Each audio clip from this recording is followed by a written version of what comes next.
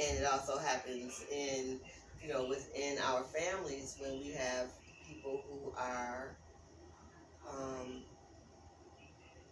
caught up in intimate partner and domestic violence relationships. So,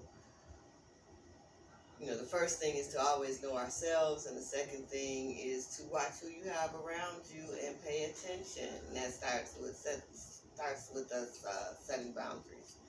So I'm going to be sharing today from Rootwork, Triumph Over Trauma, which I self-published with Amazon in December of 2021. I'm going to say thank you to my editor, Charlene E. Green, my formatter, Patricia, um, for the audio version, 105publishing.com, and J.L. Rayner, and also to Joe Roberts for proofing.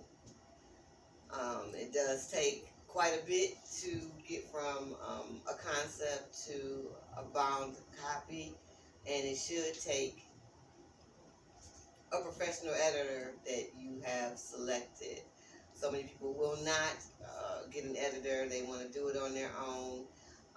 You need a professional book editor. So that's my first tip. Um, in honor of Mental Health Awareness Month, I want to dedicate today's author talk to my late parents, Carolyn B. Williams and Calvin Williams Jr., and to my grandchildren, because we are about legacy and just getting in a better space to live in healthier ways. So,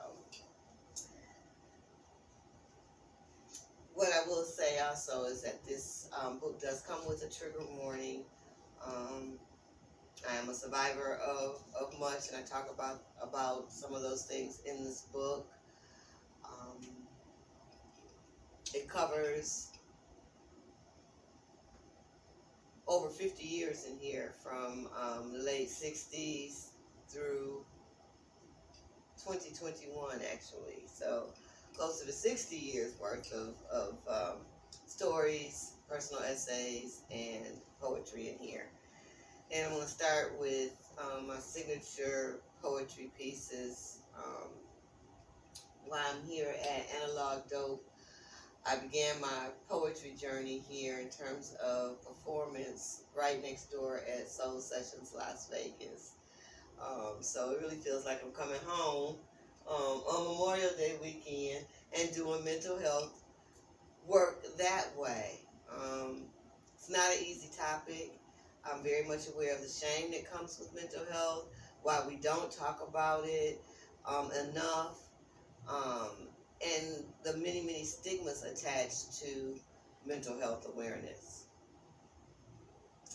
It will not get better until we do the work, whoever we are. It is a personal journey that you can incorporate different people on, like a therapist, like maybe a peer support group or one-on-one counseling. Um,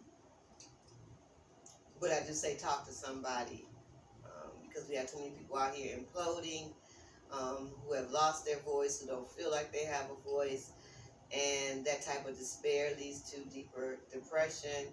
You have to know that you have a voice and that you have a right to utilize the best self-care for you.